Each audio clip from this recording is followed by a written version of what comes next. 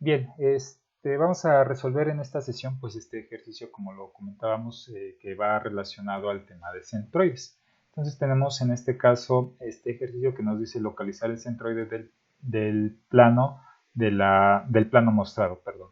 Entonces tenemos esta geometría, observamos que tenemos básicamente dos geometrías, una rectangular y un semicírculo, lo que resulta que este ejercicio pues sea relativamente corto comparado con el que habíamos resuelto la sesión pasada, que sí tuvimos mínimo, me parece que 4 figuras involucradas en la figura compuesta que analizamos. En este caso, pues son dos figuras. Entonces voy a tomar la imagen para trasladarme a una nueva página.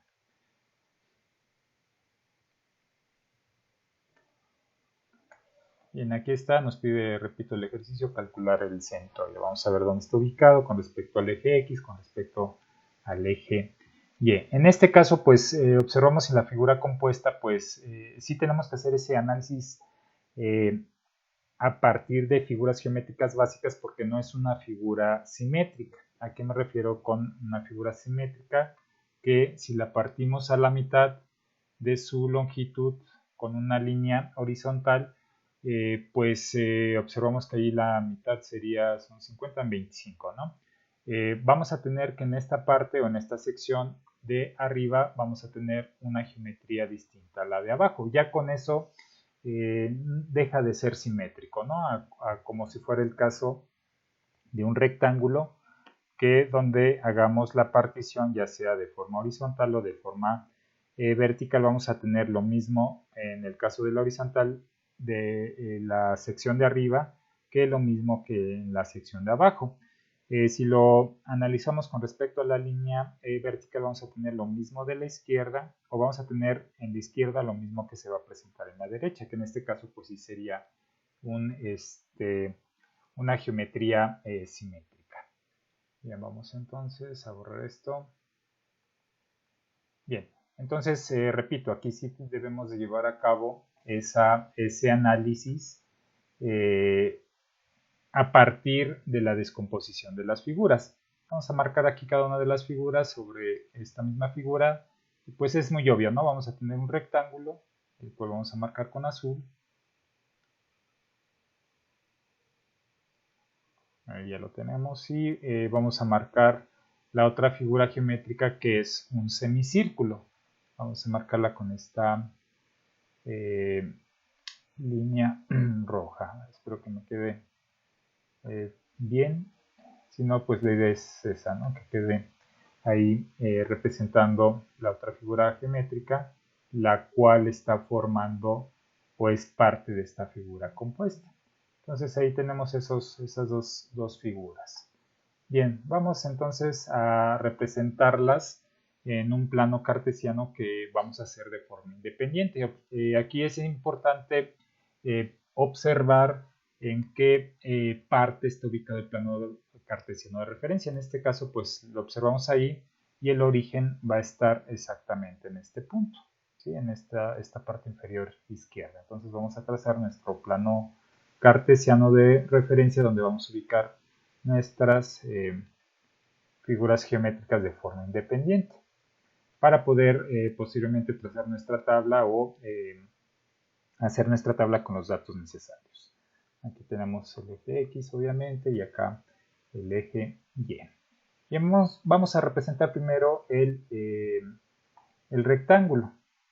Entonces vamos a representarlo con el mismo color que utilizamos, que en este caso fue el azul.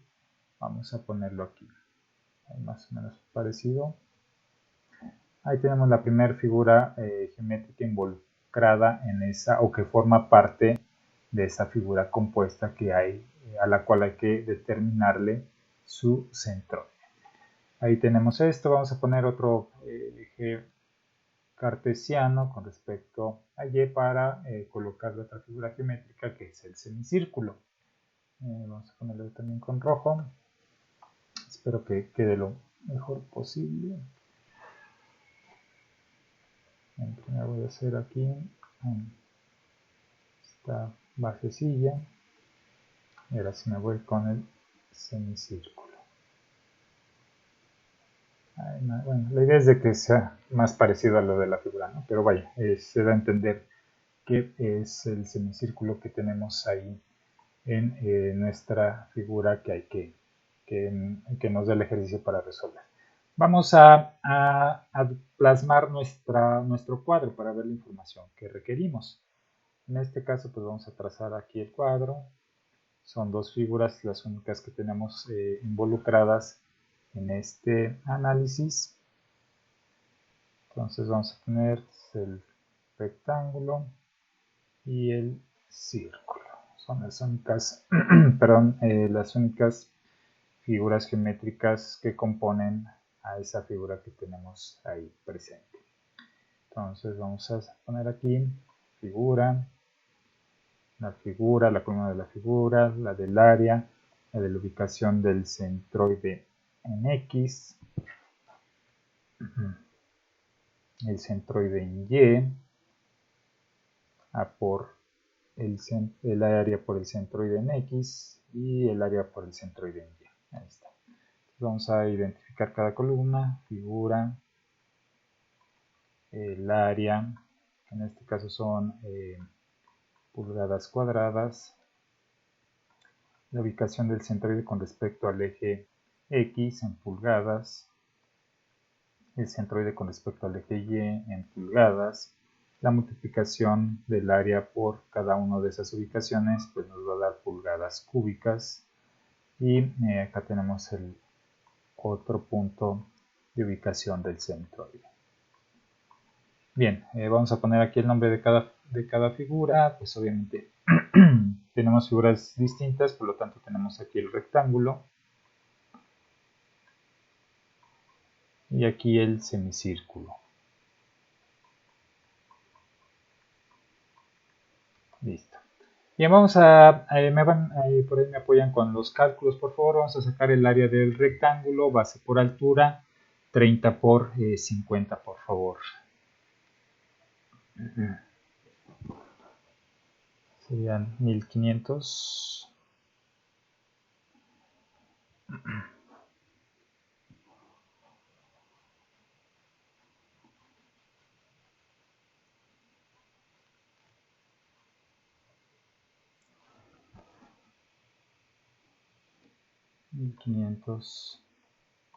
Pulgadas cuadradas. Vamos a determinar la ubicación del centroide de este rectángulo. Aquí pues no es necesario revisar las tablas porque pues aplicamos lo que habíamos indicado anteriormente. Si tenemos una figura geométrica simétrica, que si la partimos a la mitad es lo mismo tanto arriba como abajo como de izquierda a derecha, por lo tanto el centroide va a quedar ubicado exactamente a la mitad de sus longitudes. Con respecto al eje X, pues va a ser la distancia que existe desde aquí hasta acá. Esa sería que en este caso pues van a ser 15 pulgadas. 15 pulgadas. Ahí está el origen.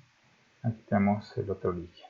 Bien, entonces aquí estaría a 15 pulgadas. Con respecto a la altura, pues obviamente va a ser de aquí hasta acá la distancia que vamos a tener como altura.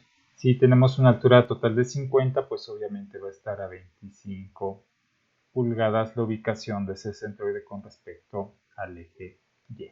Bien, ya tenemos identificados los datos básicos, por decirlos de alguna manera, entonces ya podemos llevar a cabo la representación de los datos dentro de esta tabla, principalmente en la columna A por X testada, que es el área por la ubicación del centroide con respecto al eje X.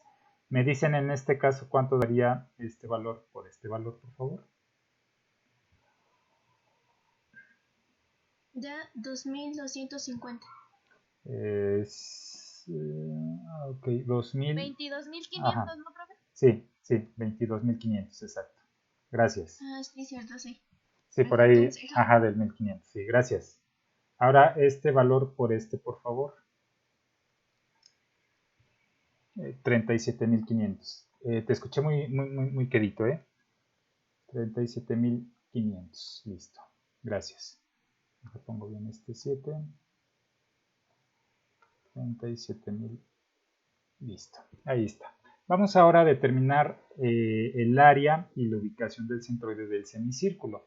En este caso, pues sí vamos a tomar como referencia esto, ¿no? Ya lo teníamos. No es arco semicircular, sino que es un semicírculo. Entonces vamos a ubicar la figura geométrica del semicírculo, que en este caso pues está aquí presente. Entonces vamos a tomarla y vamos a llevarla a este ejercicio que estamos resolviendo. Aquí vamos a pegarla. Ahí está el área, sería pi por radio al cuadrado sobre 2. Siguiendo esa expresión de pi por radio al cuadrado sobre 2, bueno, vamos a identificar primero el radio. Aquí está directo que pues es de 15. Ahí tenemos que es de 15 el radio. ¿Cuánto nos daría el área? Pi por radio al cuadrado sobre 2, por favor.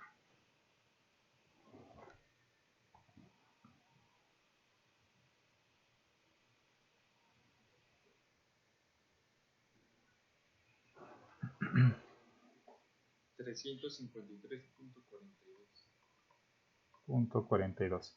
Ok, aquí que observamos que la parte del círculo es hueca, por lo tanto, ¿qué signo le vamos a asignar al área? Negativo. Negativo, gracias.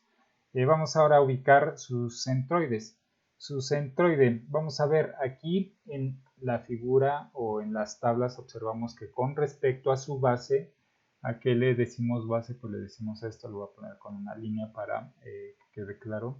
Con respecto a su base, vamos a ubicar el centroide exactamente a la mitad. Una de las ubicaciones del centroide va a ser a la mitad y con respecto a esta base va a estar ubicado a 4 por el radio sobre 3pi. Entonces voy a marcar aquí nuevamente la expresión para que quede o para que lo tengamos ahí de recordatorio. En este caso es que no se nota aquí, por eso lo voy a poner acá. Sería 4r sobre 3pi. Nada más voy a regresar para verificar si es así o es al revés. Ajá, 4r sobre 3pi, correcto. Bien, entonces vamos. Entonces lo voy a poner con otro color. Aquí va a estar ubicado ese centroide. Con base a esta figura, si la rotamos o la ponemos en la misma posición en la cual la tenemos nosotros o en la cual está ubicada para formar esta figura compuesta, pues ahí estaría. Va a estar a la mitad de esta longitud su centroide. En este caso, pues estaría con respecto al eje Y. Por lo tanto, la distancia de aquí hasta acá sería la correspondiente a la posición del centroide con respecto al eje Y. Aquí vamos a tener Y testada. Entonces, aquí, este pedacito que tenemos aquí, ¿cuánto nos daría? Para este pedacito, pues tenemos que aplicar esta expresión. Este pedacito que estoy marcando aquí, ¿qué distancia sería? Sería 4 por 15 entre 3pi. ¿Cuál sería ese resultado, por favor? 6.36. Gracias. Pulgadas. Ok. Vamos ahora. Bueno, de hecho, pues, bueno, sí nos sirve, pero de todas maneras, pues aquí ya no le está indicando la figura, no me había percatado de eso, que sería la distancia de aquí a acá, que pues son 30, ¿no? Entonces, pues ya, bueno, esto lo sacamos de forma adicional, pero vaya. Vamos a poner ya el centroide porque ya sabemos que está ubicado con respecto al eje Y a esa altura, que sería de 30 pulgadas. Está entonces a... perdón. Bueno, ahorita hago esa corrección, perdón. 30. Aquí ya no es necesario poner las unidades porque ya están marcadas aquí en la columna. Sí, ese cálculo que acaba de hacer su compañera no es para esta longitud, es más para esta de acá. Vamos a borrar esta flechita y vamos a marcarla en esta posición mejor. Ese valor que nos acaba de dar es la distancia de aquí acá. Y es donde vamos a aplicar esa expresión que les comentaba y que su compañera nos hizo favor de mostrar, que es este valor de 6.36 pulgadas. Ok, entonces esta distancia de aquí a acá es de 6.36. Nosotros requerimos la distancia de este punto, voy a poner más delgada, de este punto hacia este eje. Si nosotros ya sabemos que la distancia de este punto hasta acá es de 30 pulgadas y que esta pequeña sección vale 6.36, ¿cuánto va a medir la distancia de la línea azul?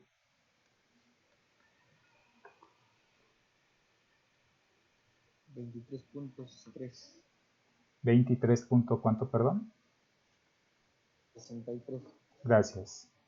Ahí lo único que vamos a hacer es una resta. A estos 30 le vamos a quitar ese 6.36 y vamos a obtener la distancia que está representada con la línea azul de 23.63.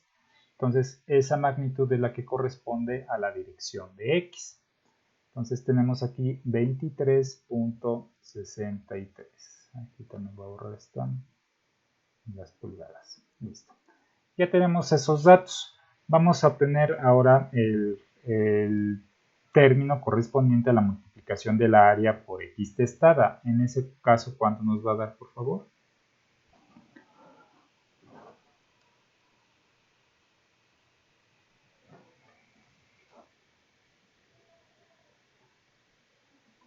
Unos 8.351.31.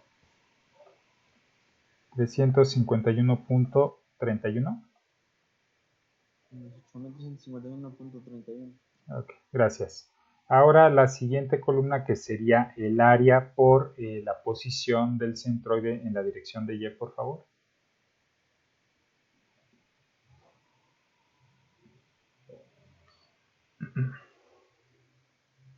Menos 10.602.6. Gracias, muy amable. Entonces ya tenemos estos datos. Para poder determinar los centroides en el ejercicio anterior ocupamos las siguientes expresiones. Para X testada mayúscula era la sumatoria de X bueno, vamos a ponerla como está en la tabla, área por X testada entre la sumatoria del área. Para Y, nada más dejen verifico.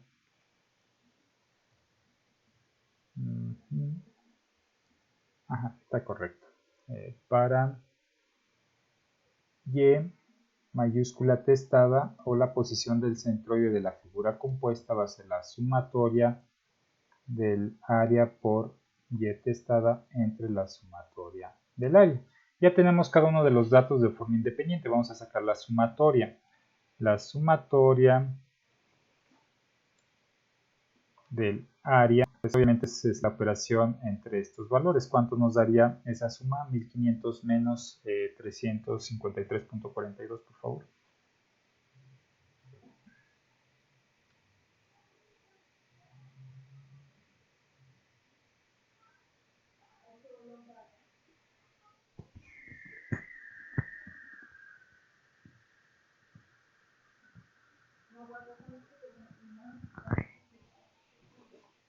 $1.146.58.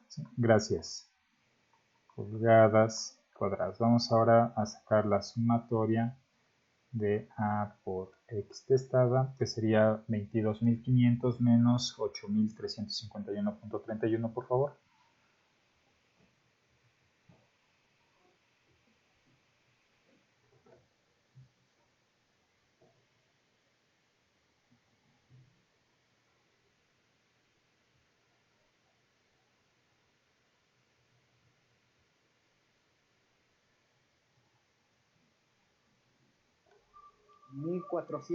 Digo, 14.148.79. .69, gracias. Y vamos con la última columna, por favor.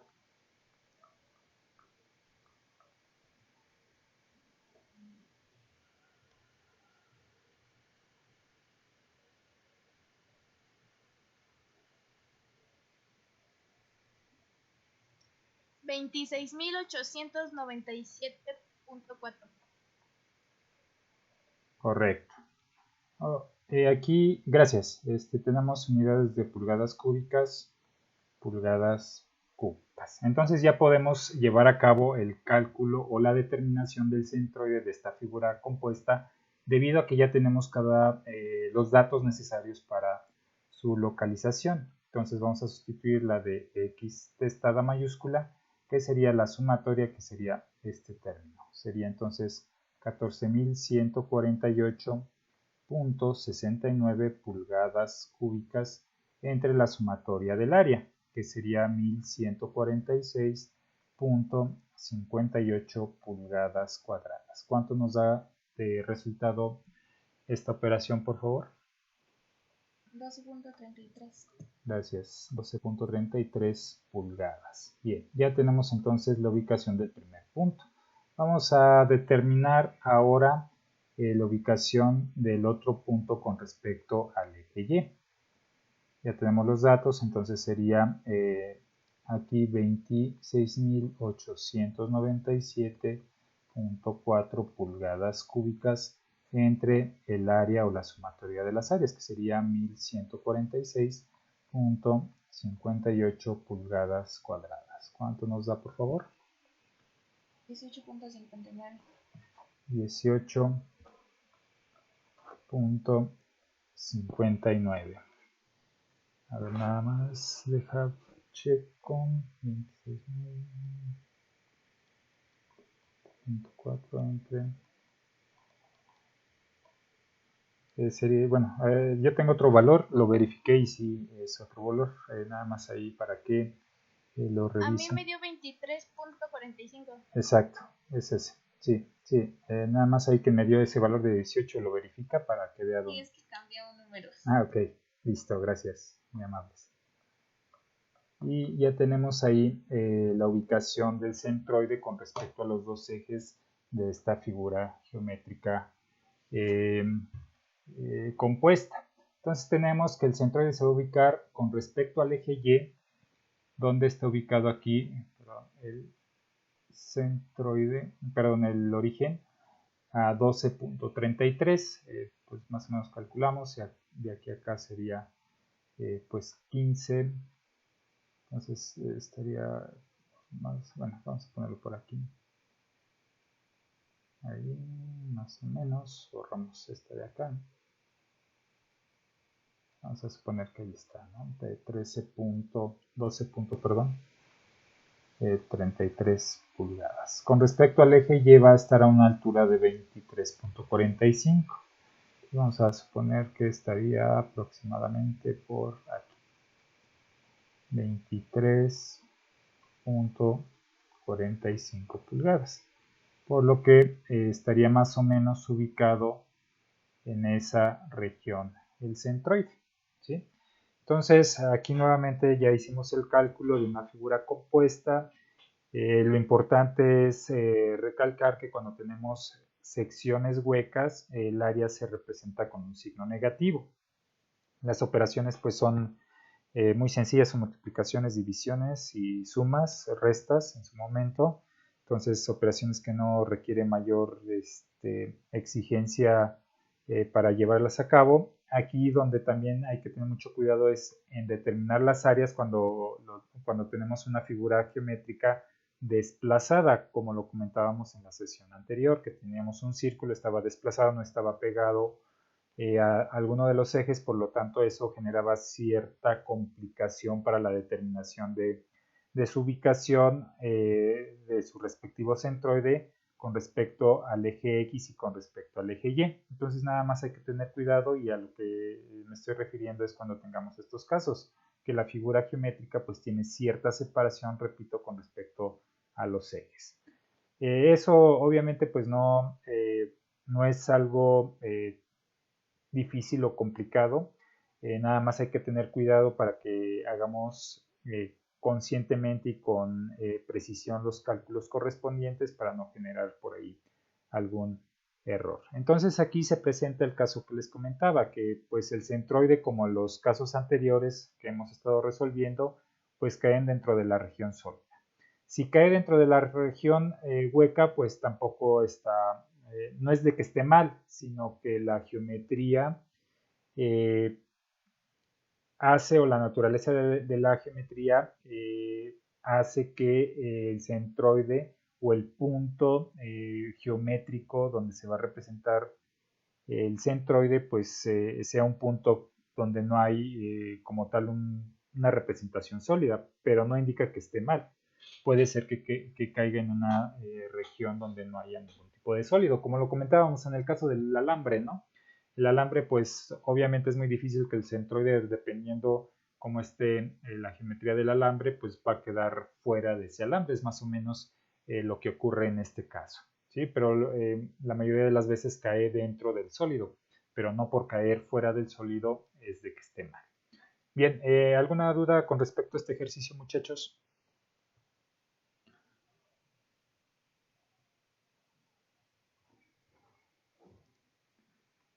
No, profe. Nada más le podría bajar tantito la pantalla, por favor. Le puedo bajar un poquito la pantalla. Ups, creo que no puedo. ¿Quieres ver el resultado de hasta abajo? Sí, ya es lo único que me falta. A ver, si no, déjalo copio y lo pongo en otra hoja. O solo dale en salir de pantalla completa y ya te aparece. Ok, gracias. De todas maneras lo voy a pegar en otra hoja, pero bien, ahorita con base a lo que comenta tu compañera, para que lo puedas ver tú también. Pero ahorita lo pongo en otra hoja. Ok, gracias. Ok, no, de nada. De todas maneras lo pegamos aquí. Ahí está. Listo. Bien, no de nada a ti. Bien, vamos entonces a lo siguiente. Este fue el que se realizó de tarea. Vamos a entrar ahora entonces a momentos de inercia.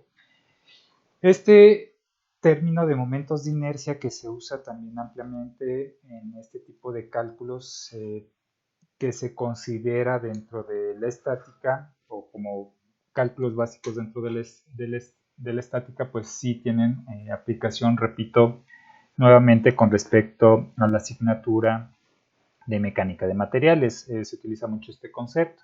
Pero para entenderlo vamos con los conceptos básicos. Ahí si observamos momentos de inercia, pues está formado por dos términos con los cuales de forma separada pudiéramos explicarlo.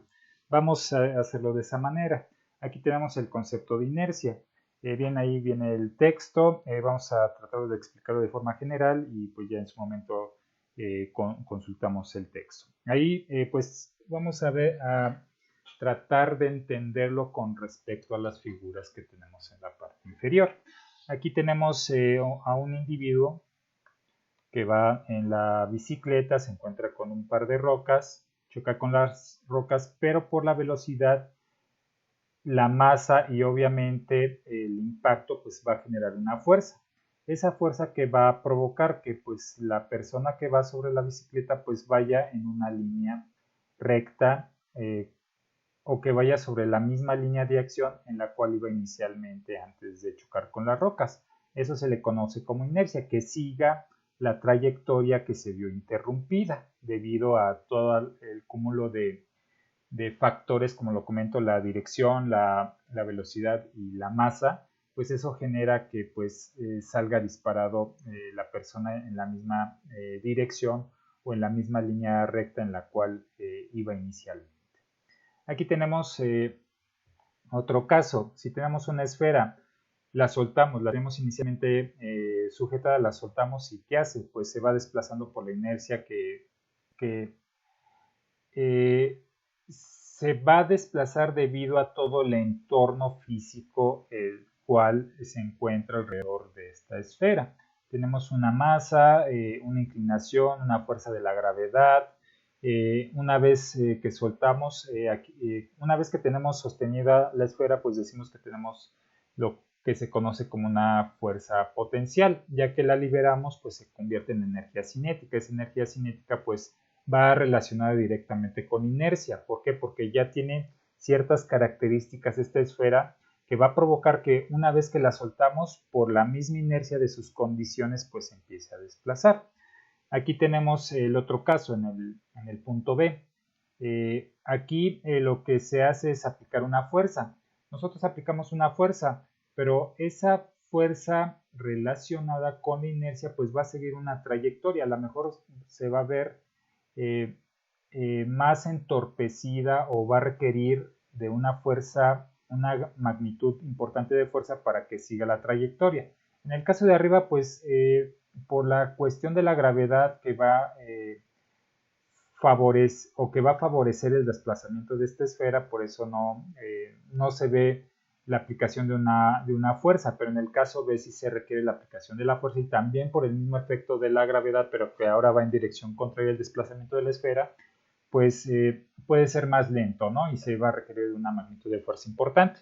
Aquí lo importante es de que le empujamos la esfera y busca seguir esta trayectoria por las condiciones de inercia que envuelve a todo este sistema. Cuando tenemos una línea recta, pues también empujamos un elemento, un cuerpo que tiene una masa, cierta geometría, la empujamos con cierta magnitud de fuerza por efectos de fricción, de gravedad, etcétera, pues va a seguir rodando por esa inercia que generan las condiciones de la esfera.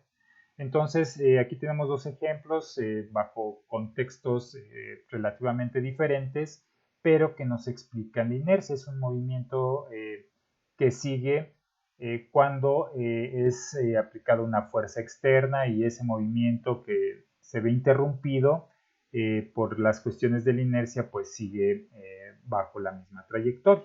¿Sí? Entonces vamos a leer esto. Dice: la inercia es la propiedad de la materia de resistir a cualquier cambio en su movimiento, ya sea en dirección o velocidad. Esta propiedad se describe claramente en la primera ley del movimiento de Newton, lo cual dice: un objeto en reposo tiende a permanecer en reposo y un objeto en movimiento tiende a continuar moviéndose en línea recta, a no ser que actúe sobre ellos una fuerza externa.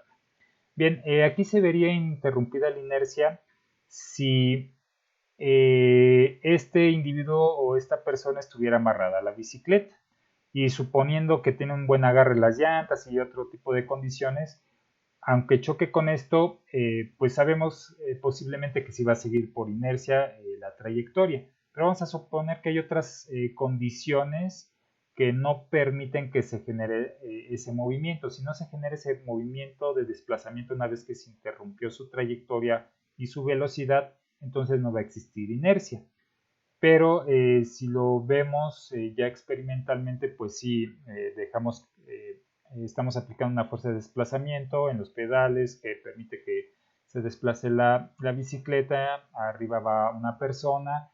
Por todas las cuestiones de velocidad y de gravedad y de masa que están relacionadas en este fenómeno, pues al chocar pues no se ve interrumpido su desplazamiento. Sí se ve interrumpido la manera en la cual se está llevando a cabo ese desplazamiento, pero va a seguir ese desplazamiento. ¿A qué distancia? Pues depende, repito, de la velocidad a la que iba, y la masa que tenga la persona en la bicicleta.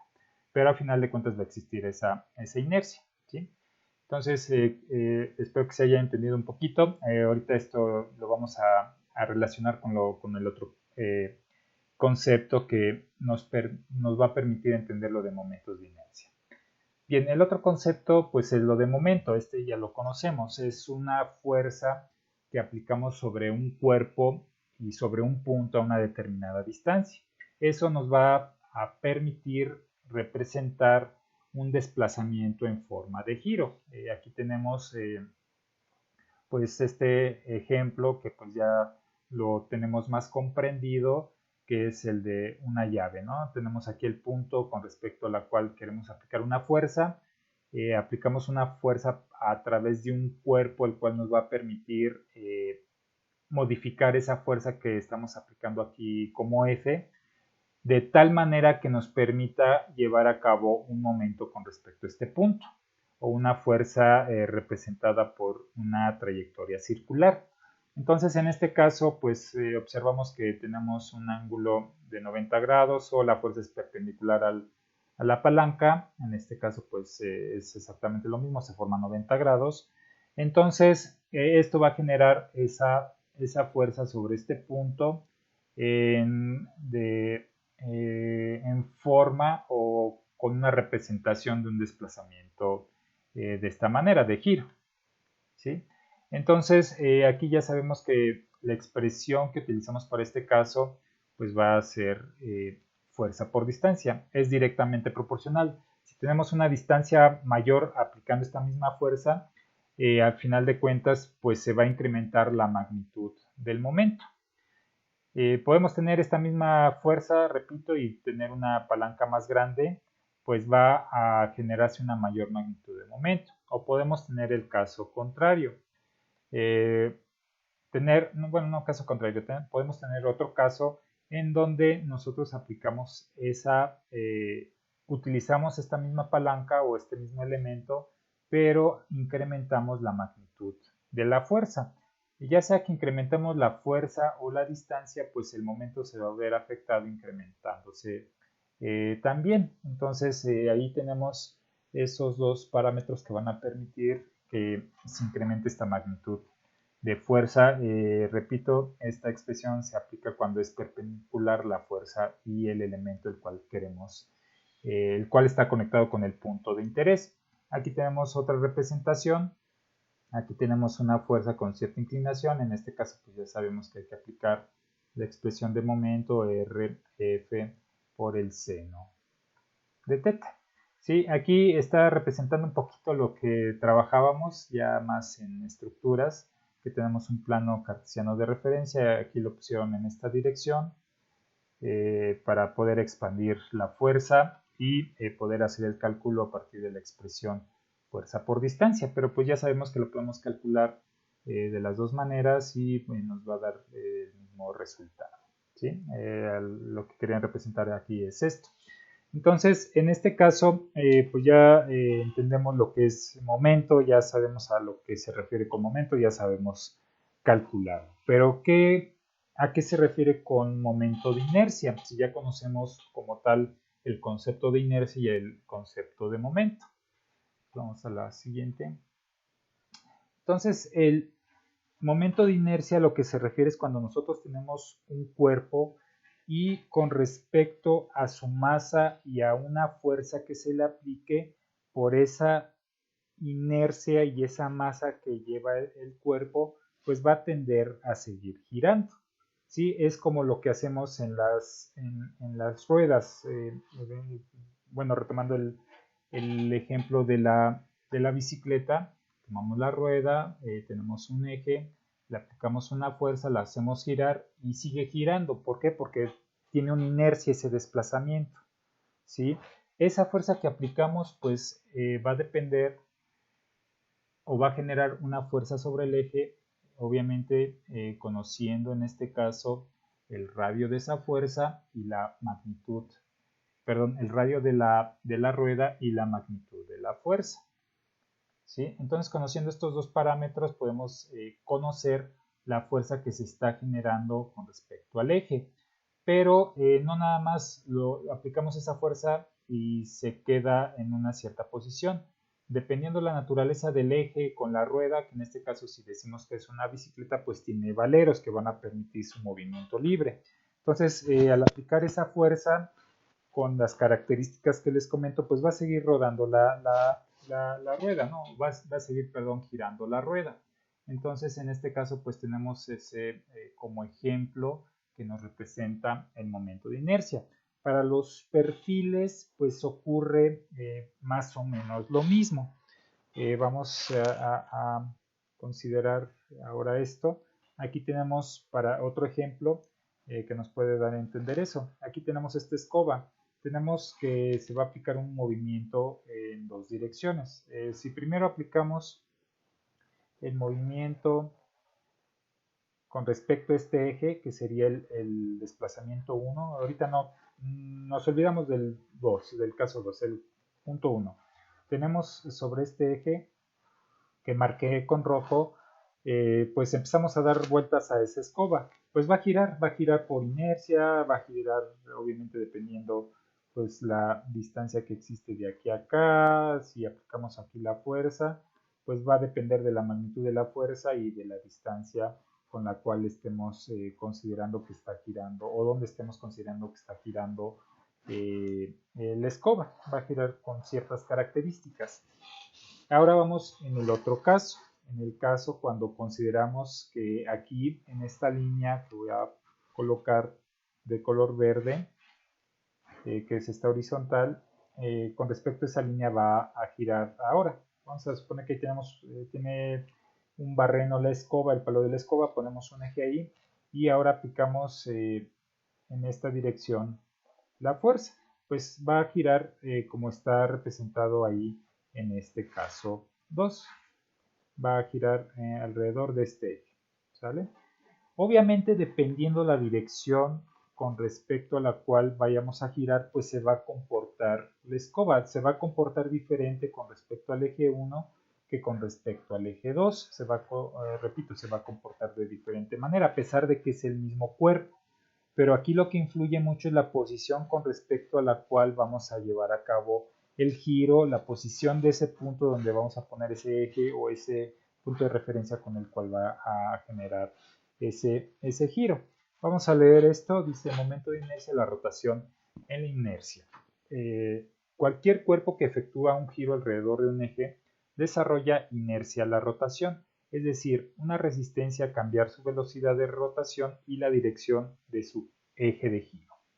La inercia de un objeto a la rotación está determinada por su momento de inercia, siendo esta la resistencia que un cuerpo en rotación opone al cambio de su velocidad de giro. Bien, entonces retomando nuevamente el ejemplo de la rueda.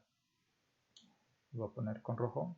Tenemos la rueda, tenemos un eje, vamos a verlo así, le aplico una fuerza hacia abajo.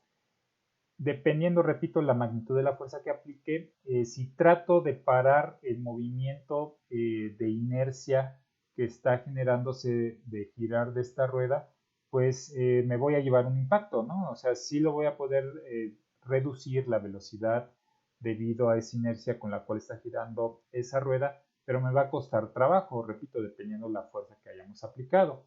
Si nosotros queremos rotar, yo creo que por ahí ya lo vieron en algún experimento alguno de ustedes, si nosotros hacemos girar esta rueda y queremos rotar o cambiar un poquito la posición del eje, pues como que se va a empezar a desbalancear, pero se empieza a desbalancear esa rueda porque está buscando o está impidiendo que cambie la posición inicial de ese eje.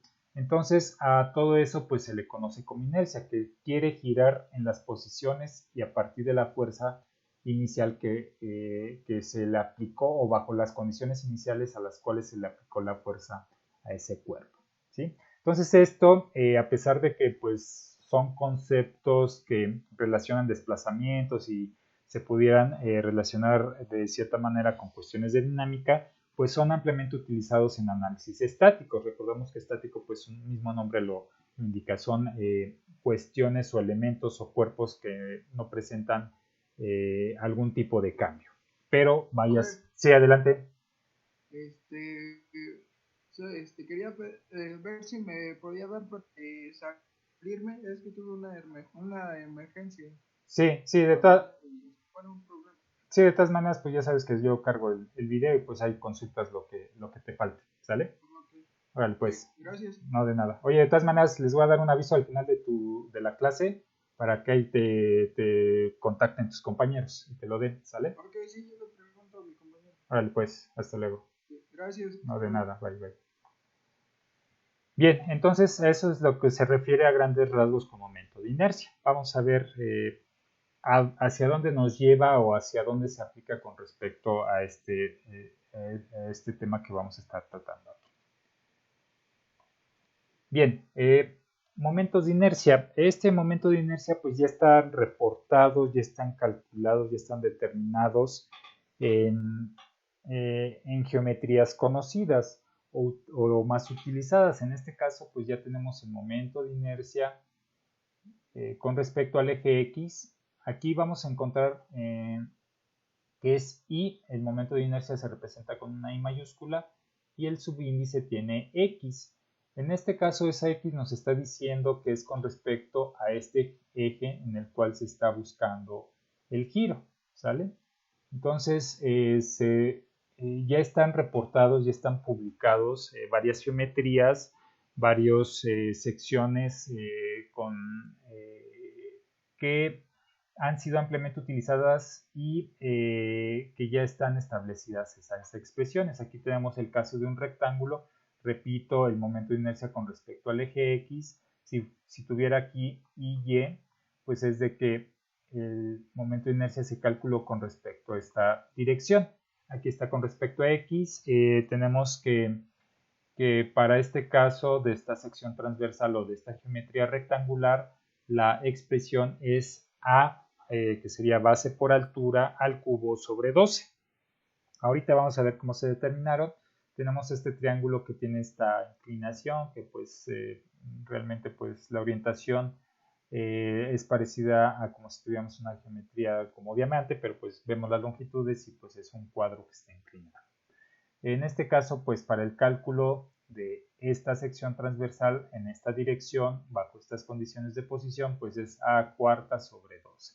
Y así sucesivamente tenemos diferentes expresiones. Estas tablas las encuentran al igual que las tablas que nos permiten determinar los centroides en la mayoría de libros de estática y de mecánica de materiales, porque pues se aplican esos conceptos o estas expresiones se utilizan en los temas que están relacionados a estas materias. ¿Cómo calcularon esas expresiones? Se calcularon a partir de estas integrales. Se analizaron las figuras,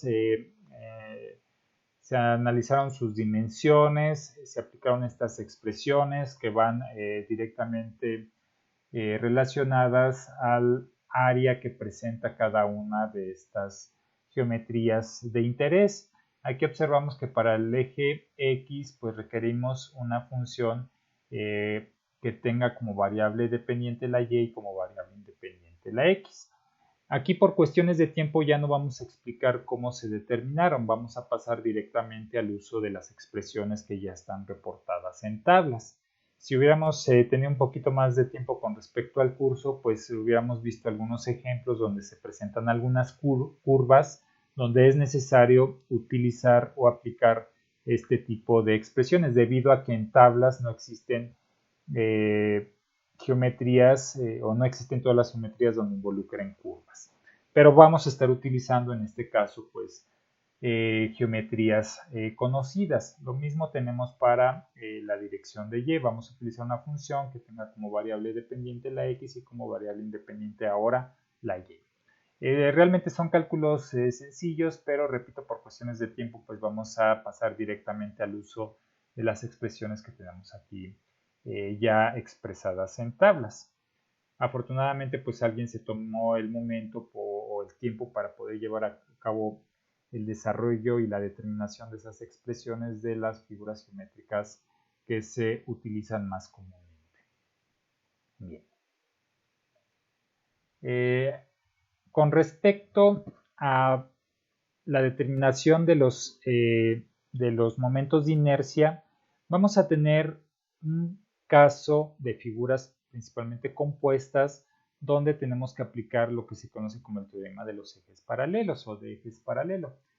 Nosotros cuando tenemos una figura geométrica de este tipo, vamos a decir un rectángulo, pues observamos si su centroide va a estar ubicado exactamente a la mitad. Aquí no tenemos ningún problema para poder calcular su momento de inercia. ¿Por qué? Porque vamos a aplicar directamente esta expresión con base a sus direcciones, a sus longitudes, perdón, dimensiones, y listo, ya vamos a obtener su momento de inercia con respecto al eje X. Pero, ¿qué ocurre cuando empezamos a trabajar con figuras compuestas? ¿A qué me refiero? Vamos a tomar en este caso este tipo de figuras que son más o menos con las que vamos a estar trabajando. Una sección transversal o una vista, o hacemos un corte sobre un elemento y observamos que tiene esta sección transversal. Observamos, aquí no podemos decir que su centroide está exactamente a la mitad. ¿Por qué? Porque es una figura compuesta y ya vimos en los ejercicios anteriores que para una figura compuesta pues sí queda desplazado ese centroide, no queda exactamente a la mitad. Para poder determinar en este caso de figuras compuestas su momento de inercia, pues necesitamos nosotros seccionar esa figura geométrica, como lo hicimos en el centroide. Aquí que vamos a observar que tenemos dos figuras geométricas básicas que conforman a esta figura compuesta, que son dos rectángulos, un rectángulo en esta dirección y un rectángulo en esta otra dirección. Si los analizamos o si asignamos el centroide en cada una de estas secciones, vamos a decir, pues el centroide de la figura superior pues va a quedar aquí a la mitad y el otro centroide va a quedar aquí a la mitad. ¿Qué observamos? Que van a estar a alturas distintas. Este centroide que tenemos en la figura superior va a estar a una altura distinta, a una altura distinta que el que tenemos, que el que tenemos aquí abajo. Están a alturas distintas. Entonces, cuando tengamos ese caso donde los centroides están a alturas distintas, vamos a aplicar este teorema de los ejes paralelos, que es a partir de esta expresión. Pero, ¿qué ocurre en el siguiente caso? Vamos a utilizar esta misma figura geométrica, pero ¿qué ocurre si la rotamos 90 grados? Vamos a obtener lo siguiente. Si la rotamos de esta manera, se va a comportar de manera distinta. ¿Por qué? Sí se va a comportar de manera distinta, pero vamos a revisar cómo están ubicados sus centroides. Vamos nuevamente a marcar sus figuras de forma separada. Tenemos dos rectángulos. Ahora este rectángulo va a estar en esta posición. El otro rectángulo va a estar en esta posición. Vamos a representar sus centroides. Vamos a observar y el centroide de este va a estar ubicado a la mitad de su altura y el centroide de este va a estar ubicado a la mitad de su altura. ¿Qué observamos ahí?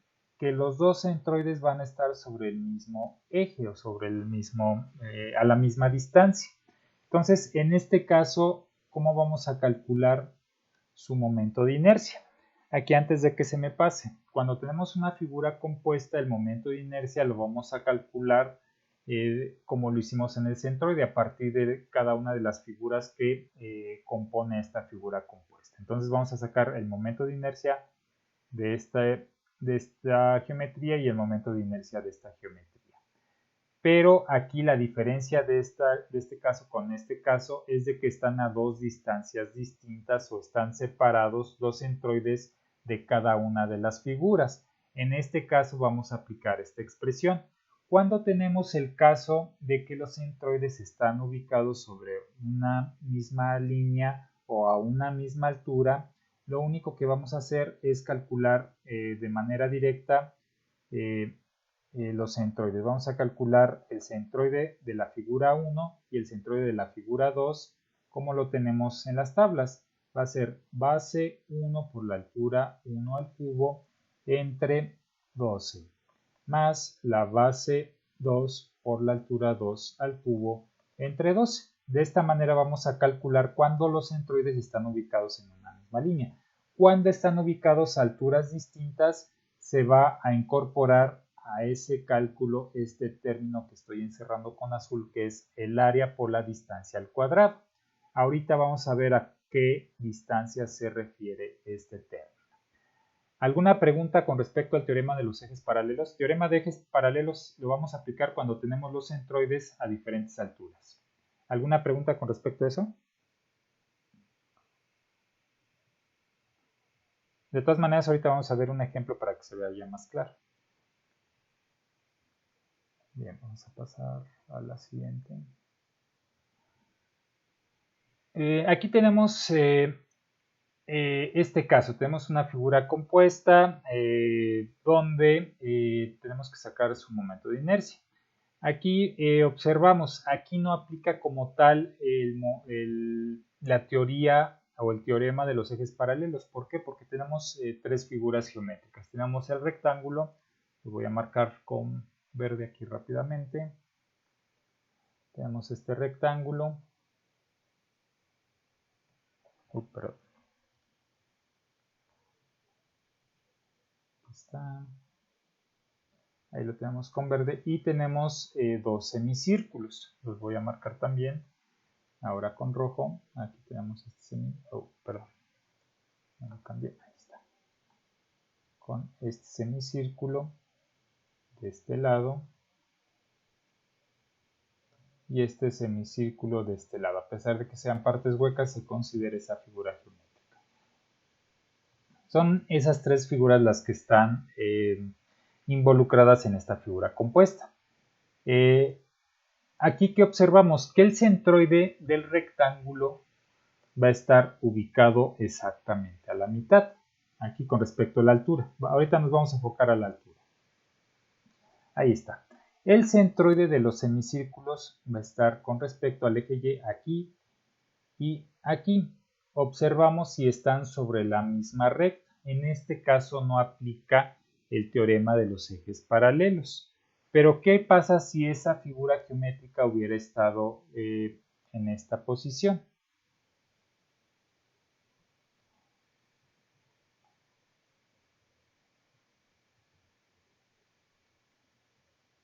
En ese caso sí tendría que aplicar el teorema de los ejes paralelos. ¿Por qué? Porque los centroides, bueno, más bien el centroide del semicírculo está aquí y está aquí, perdón. Pero vaya, está a la misma altura que los otros dos centroides correspondientes. Aquí el centroide de este círculo de arriba va a estar ubicado aquí, el centroide del rectángulo aquí y el centroide del semicírculo inferior va a estar aquí. Y esos centroides están ubicados a diferentes alturas. Ahí sí va a aplicar lo que se conoce como el teorema de los ejes. Bien, yo creo que ya queda un poquito más claro en esta parte. Vamos ahora sí a esto. Aquí ya está un poquito más clara la figura. Ya ahí en el archivo que les voy a cargar se va a ver más con claridad. Ahí nuevamente repito, es con los momentos de inercia dependen con respecto al eje con el cual se está considerando que se va a llevar a cabo la inercia. Si es la inercia con respecto o el momento de inercia con respecto al eje X, pues vamos a utilizar IX. Si es con respecto a esta dirección de Y, vamos a utilizar esta expresión de IY. Estas ya están reportadas en los libros. Entonces el que vamos a estar utilizando son estos términos.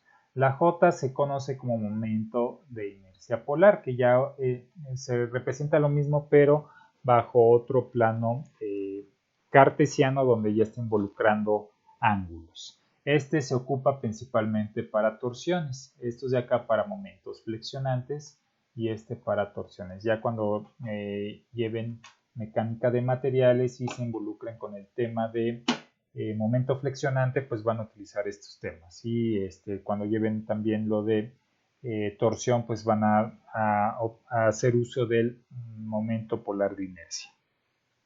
Pero aquí lo que corresponde a esta asignatura, pues vamos a estar trabajando con momento de inercia. Bien, ahí repito, estas son figuras, más bien son geometrías conocidas que ya tienen establecidas sus expresiones para el cálculo de estos momentos de inercia. Entonces, en cualquier libro de estática y de mecánica de materiales pueden encontrar estas tablas. Incluso allí en internet hay muchas tablas y son exactamente las mismas expresiones. Aquí tenemos otras secciones transversales, o más bien tenemos secciones transversales que van a estar utilizando de perfiles ya comerciales y conocidos que se utilizan para los diversos ejercicios que vamos a estar resolviendo. Aquí estas tablas también están Estas me parece que, no recuerdo si están en libros de estática, pero donde les aseguro que están son en libros de mecánica de materiales, ahí sí están con los diferentes perfiles. Observamos y tenemos un tipo de perfil, tenemos el tipo W que se refiere a este tipo de distribución, al tipo S donde ya son más delgadas las paredes, el tipo C donde se logra apreciar una C y tiene esta geometría, y la tipo L que tiene esta geometría que tenemos presente aquí abajo. Aquí nos está dando ciertas características, el área en pulgadas con base a su número. Este número nos los van a dar algunos ejercicios y hay que ubicar sus diferentes longitudes. Es por eso que existen estas tablas, para determinar principalmente sus longitudes. Ya dependiendo el tipo de perfil que se utilice, pues ya nos da la magnitud de su momento de inercia con respecto al eje X y con respecto al eje Y. Va a haber algunos perfiles que no estén reportados y por lo tanto hay que hacer el cálculo. Aquí tenemos otros, creo que es el mismo perfil. No, aquí ya son otros perfiles con otras unidades. En el caso anterior eran pulgadas, en este caso son milímetros los que se están representando en cada uno de estos tipos de perfil. Bien, vamos a resolver este ejercicio. Observamos y tenemos una figura compuesta, no tenemos una figura como tal simple. Tenemos una figura compuesta, es obvio que está compuesta en su mayoría por rectángulos. Vamos a leer qué nos pide el ejercicio y vamos a llevar a cabo su desarrollo. Dice, la resistencia de la viga W14 por 38 de acero laminado se incrementa uniéndole una placa de 9 por 3/4 de pulgada a su patín superior. ¿Cómo se muestra en la figura? Determine el momento de inercia y el radio de giro de la sección compuesta con respecto a un eje que es paralelo a la placa y que pasa a través del centroide C de la sección. Ok, un eje paralelo, pues obviamente con base a lo que nos está diciendo aquí, es este eje que va a ser con respecto al eje X. Bien, aquí no nos dice, sí nos da cierta cantidad de datos, pero nos falta algunos datos. ¿Qué datos son los que nos faltan? Pues el espesor de este patín, el espesor del alma, el alma se refiere a esta dimensión, y son los datos que nos faltan. Obviamente pues tampoco nos da el centroide porque tenemos esta figura, esta que les estoy marcando con rojo, esta figura que pues sí es una figura simétrica, pero lo que hace que pierda la simetría esa figura pues es esta placa que se le está agregando o anexando a ese perfil. Debido a esa modificación ya el centroide se va a ver desplazado, por lo tanto hay que determinar la posición de ese centroide. Para eso necesitamos, como les comentaba, estas dimensiones, el espesor del patín y el espesor del alma para poder llevar a cabo los cálculos correspondientes. Bien, vamos a hacer entonces lo siguiente. Déjenme ubico aquí. Ok, aquí ya les presento los datos con respecto a ese tipo de patín. Aquí observamos y el modelo o el número de ese patín es W14 por 38.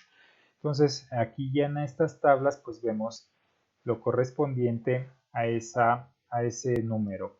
Tenemos que el área pues es 11.2, la distancia D que pues es la altura es de 14.1, etcétera, etcétera. Tenemos esos datos. Vamos a tomar esta figura y vamos a anotarlos. Bueno, más bien vamos a tomar esta figura y ahorita anexamos la otra figura para poder representar los datos correspondientes y poder llevar a cabo el desarrollo. Ahí tenemos esta figura, vamos a tomar la figura esta y ahorita le vamos a asignar las longitudes o las dimensiones correspondientes. Aquí tenemos esto, vamos a ver las magnitudes. Esta TW se basa al espesor, ¿sí? El TF, esta TF se basa al espesor del patín. Sí, está marcando ahí. Esa TF se corresponde al espesor del patín, que es el grosor de ese elemento. Para este caso, ese TF es de 0.515. Vamos a anexarlo en la otra figura, 0.515. Entonces vamos a poner aquí que esto es 0.515 pulgadas. Vamos con el TF, que es el alma, el espesor del alma de esta sección transversal. Entonces tenemos que TW es 0.31.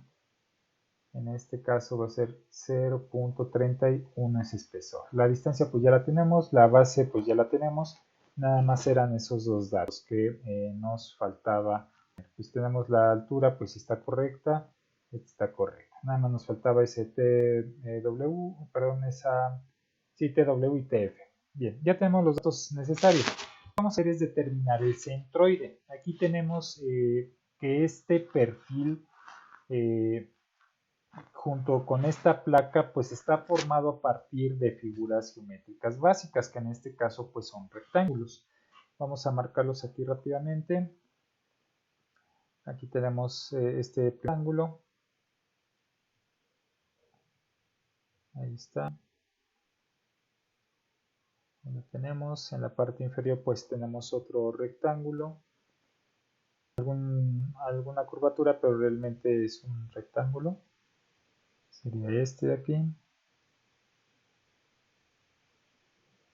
En la parte del patín, del alma, perdón, tenemos otro rectángulo, que sería de acá.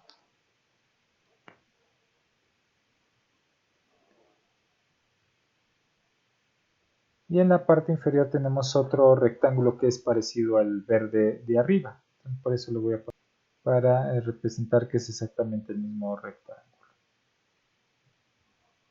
Entonces ya tenemos identificadas las figuras geométricas básicas que componen a este perfil. Vamos a asignarles un número. Vamos a ponerle aquí a la figura de hasta arriba el número 1. Este va a ser el número 1, el número 2, el número 3 y el número 4, la inferior. Bien, ya con esa asignación pues vamos a determinar la posición del centroide, porque sí nos lo representa, pero no nos indica exactamente la posición del centro. Aquí lo que observamos que no vamos a tener mayor problema o que no va a ser tan largo, porque lo único que hay que determinar es la posición del centroide con respecto al eje Y, porque si partimos a la mitad esta geometría, pues vamos a ver que es exactamente lo mismo lo que vamos a tener del lado izquierdo. Si lo partimos así y lo que tenemos en esta parte es lo mismo que vamos a tener en esta otra parte. Por eso el centroide con respecto al eje X va a quedar a la mitad.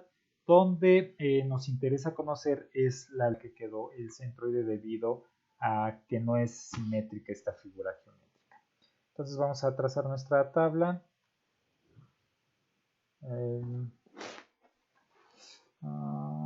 Sí, no, aquí no va a ser necesario.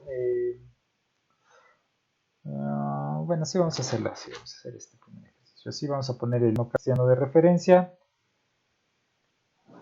Vamos a suponer que esta figura está pegada al eje Y. Por conveniencia vamos a representar primero la figura 1. Vamos a hacerla aquí rapidito. Figura 1 a esa altura. Luego tenemos la figura 2. Vamos a ponerla aquí al ladito.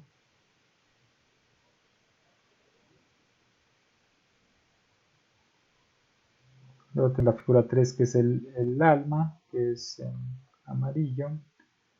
También le voy a poner aquí. En este caso no causa mayor problema porque no tenemos figuras desplazadas con respecto al X.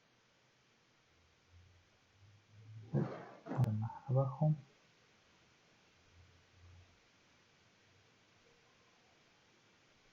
Pintaré ahí y la figura inferior, vamos a ponerla también aquí, es igual a la verde de arriba, por eso la ponemos con el mismo color. Ahí está.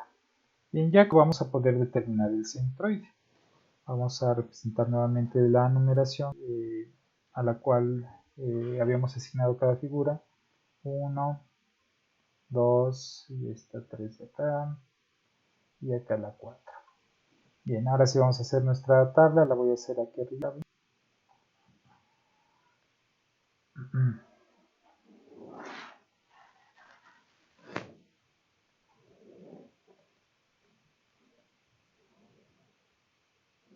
Vamos a necesitar el área, la posición del centroide y A por Y nada más.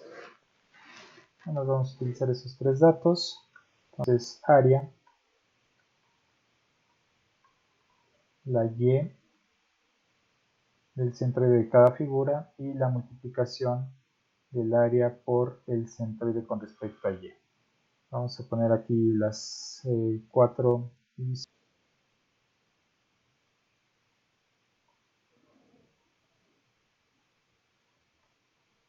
Ahí está, listo. ¿Por qué nada más vamos a utilizar esos datos? Porque, repito, vamos a utilizar nada más o vamos a determinar la posición del centroide con respecto a la altura. Con respecto a X, pues no nos interesa porque está la queda desplazado el centroide. Porque con respecto a ese eje, si lo partimos es mismo lo de la izquierda que lo de la derecha. Por eso ahí el centroide va a quedar exactamente a la mitad.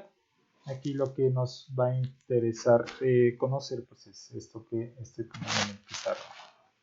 La sumatoria de A por Y entre la sumatoria del área. Por eso nada más vamos a utilizar eso.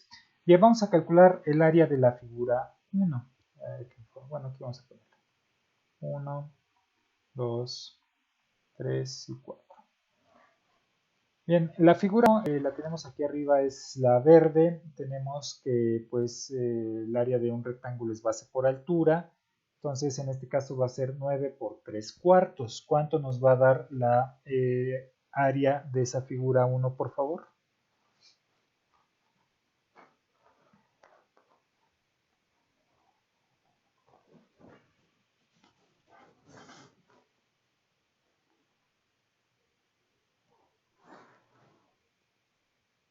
O sea, terminamos. El área de esta figura 1, de esta roja, ahorita lo pongo. Esta, el área 6.75. 6.75. Sí, es 9 por 3 cuartos, ¿verdad? Sí, 6.75. Bueno, aquí las unidades son pulgadas cuadradas. Bien, esa sería el área de la figura 1. Vamos ahora a sacar el área de la... Vamos a trabajar con la 1 primero, como lo hemos estado haciendo. Bien, ya tenemos el área de esta figura 1, que es esta. El centroide va a estar, como es un triángulo, está a la mitad, tanto de altura como de la base. Va a estar ahí. El que nos interesa conocer es el de la altura. Si sabemos que en este caso, de aquí a acá son 14, acá son 14.1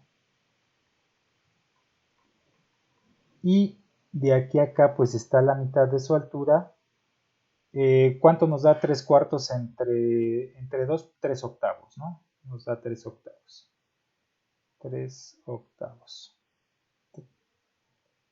¿Cómo vamos a determinar la distancia de aquí hasta acá? Pues la suma de 14.1 más 3 octavos. ¿Cuánto nos da 14.1 más 3 octavos, por favor? 14.7.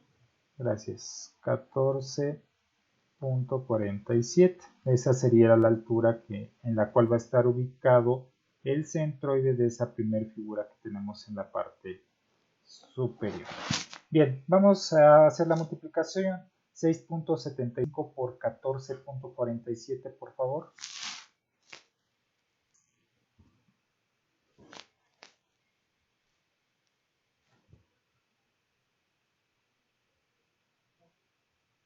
$97.67.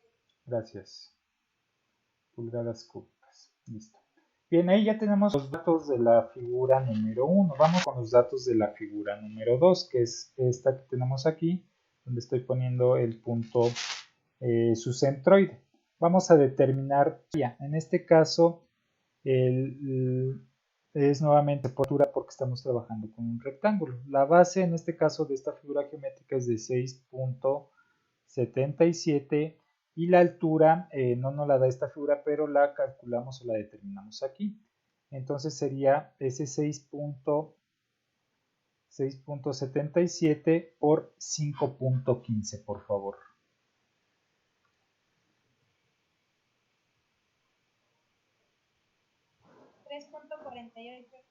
Gracias, 3.48. Listo, ya tenemos el área de esta figura 2. Vamos a ver ahora la altura.